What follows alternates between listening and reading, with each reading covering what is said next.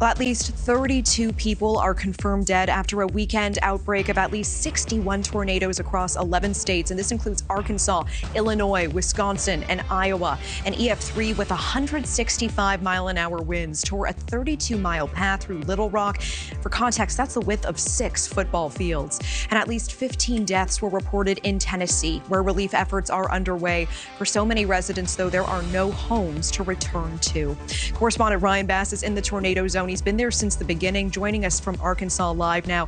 Ryan, I know you spoke with a pastor who lost his church in this storm. Is that right? He just paid off the mortgage for his sanctuary 4 weeks ago, Natasha, and now it's in shambles. But that didn't get in the way of Palm Sunday service for Pastor Miller, who delivered a passionate sermon this morning, saying that his church was chosen to send a message of hope and healing.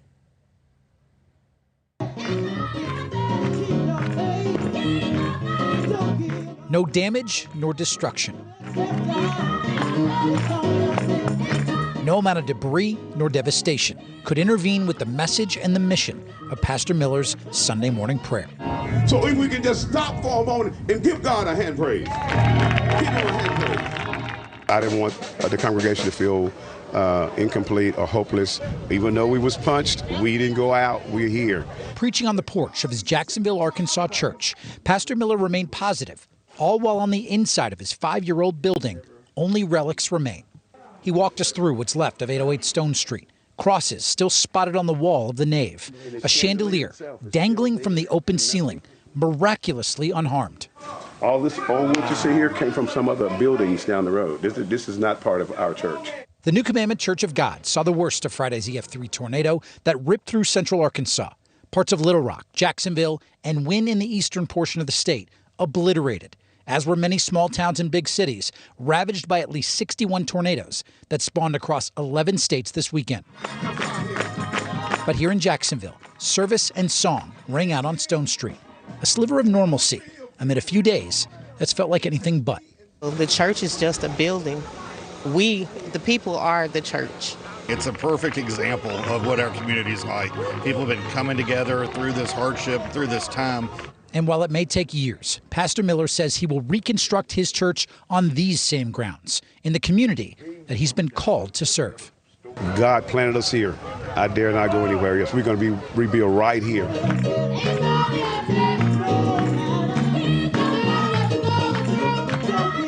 Resolve of Pastor Miller is just amazing. He actually told me they were planning to hold a youth service on Friday in this building right here behind me. 200 people, including 75 children, would have been in this building if an hour later the tornado had touched down and torn through it. He told me it's not what happened, but what God prevented from happening, Natasha. As for his church, he tells me he plans to apply for FEMA aid and that he will rebuild this better than ever.